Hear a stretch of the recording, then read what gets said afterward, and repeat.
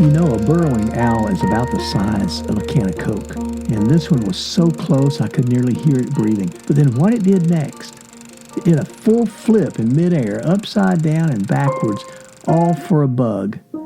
And I've never seen anything like it. Kansas often gets dismissed as being flat. It's not. In the east, the Flint Hills, they're rolling, rugged, and covered with tall grass. And as you move west, you hit the Tallgrass Prairie. It's open and vast. Wild horses still roam free here. And then out west, the Great Plains. They just open up and the landscape shifts again. There's rock formations that rise out of nowhere.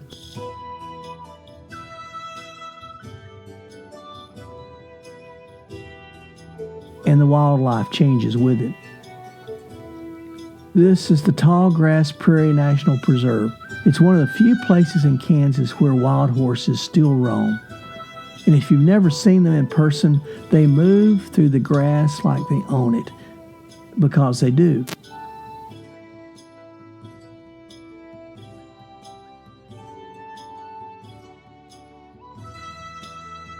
But the horses were just the beginning. As I drove 300 miles to the west, the landscape changes entirely, and so does the wildlife. This is Castle Rocks and Monument Rocks, places in Kansas that don't look like they belong. These are chalk rock formations that sit in the middle of open rangeland, and they attract wildlife that you won't see in any other part of the state. There's pronghorn deer, mule deer, and burrowing owls.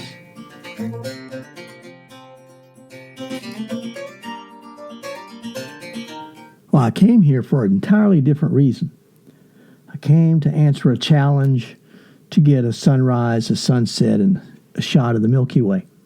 And I did that, but that will have to wait for another video because what got my attention was the wildlife.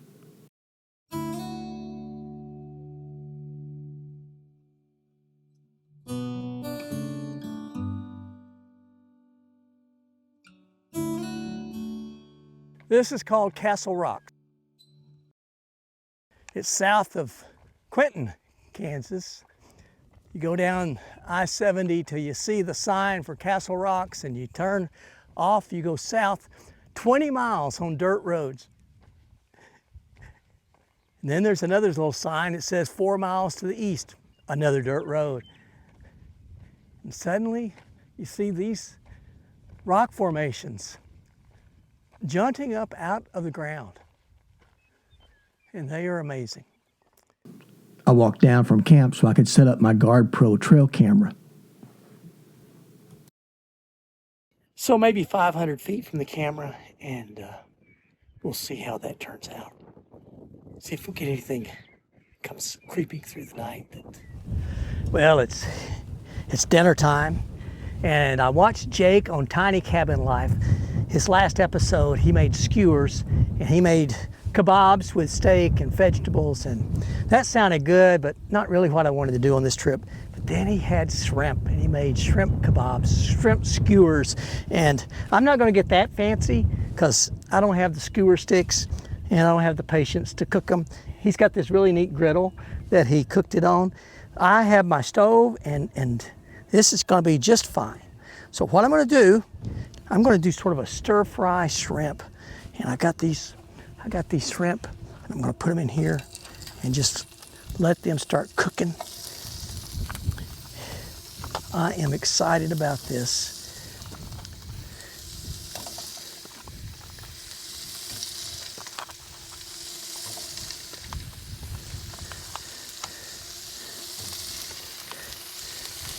There we go. I'm going to add a little bit of salt and a little bit of pepper. I'm going to add a little bit of salt to this.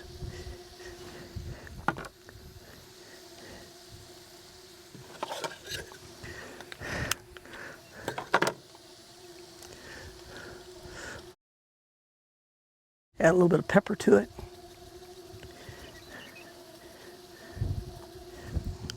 Turn these over.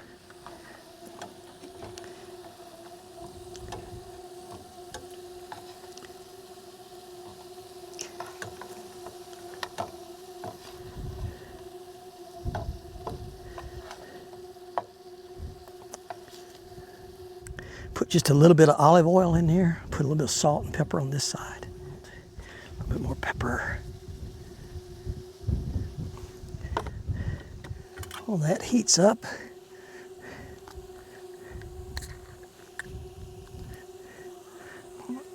Have some shrimp and corn. I think that is going to be the ticket tonight. To top it off, I've got some ice cream bars. They're low carb, so they're good for my diabetes. Well, they're not so bad for my diabetes, let me put it that way. Smells great. I wish I could give you the smell, because it smells so good.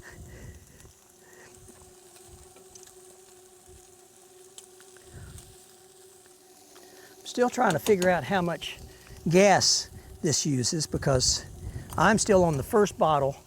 And let's see, I've had it on 3 trips, and I've totaled,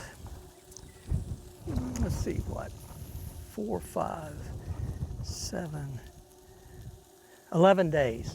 So when I go to up to Wyoming in October, I'll be there. I'm planning on being there for 10 days, and 1 bottle should last all 10 days. I'll take 3 with me because it's good to have more than you need.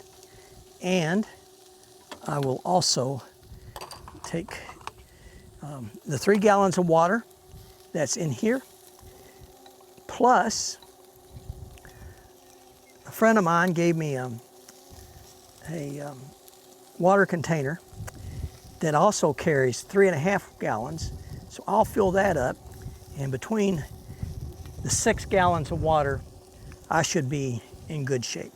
Okay, that's hot, and this is perfect. Let's put those in here.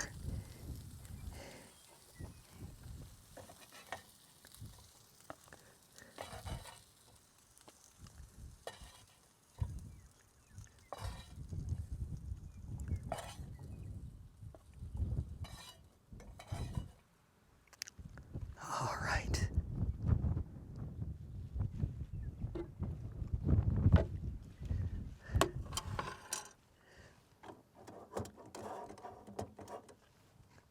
It's a little warm. So let's put my corn on here and sit down and have dinner. Well, the sun is getting ready to set. I'm going to finish up dinner. This shrimp is really good. I'm going to finish dinner, and I'm going to set the camera up, try to get a nice sunset shot.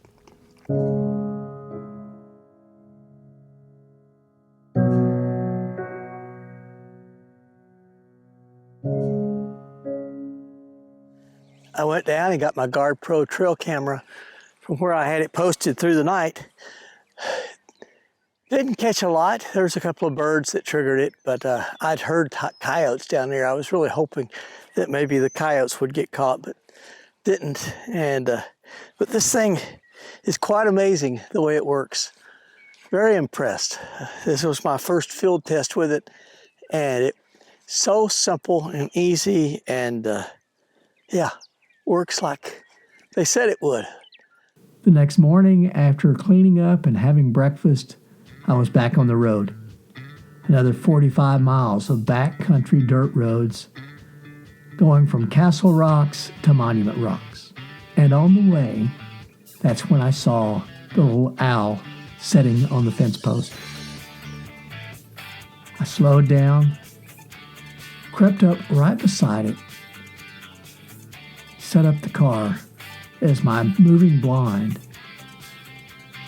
got ready for a spectacular show. And here's a pro tip. I didn't get out of my car once. Burrowing owls are wary. They're small and everything is bigger than them. But a car to birds is just part of the natural landscape. It's just a big dumb rock that doesn't move. So as long as I stayed inside the car and I kept quiet, I moved slowly, I was invisible to the owl. And then it happened. A bug flew by, and this little owl launched straight up. It did a full rotation in the air, and it came back down on the same perch. I photographed a lot of birds, but I've never seen one do that. It was so fast. I was taking the photos, and I didn't switch the camera to video, but I just pushed down the shutter speed, and my camera will take 11 frames per second. And at 11 frames per second, this is what I got. It's a little more than half speed of what I really saw. I had set up the trail camera back at camp. What did it capture? Wind.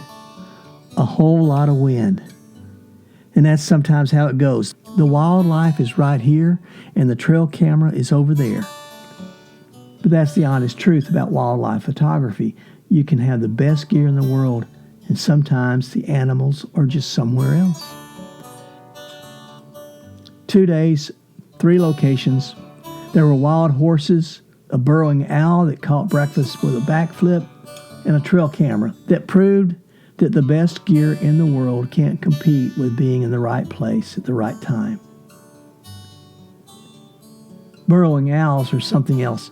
If you've ever had a close encounter with one, or any other owl, I'd love to hear about it. Drop your experience in the comments below. And until next time, stay safe, stay healthy, stay on the path. God bless you.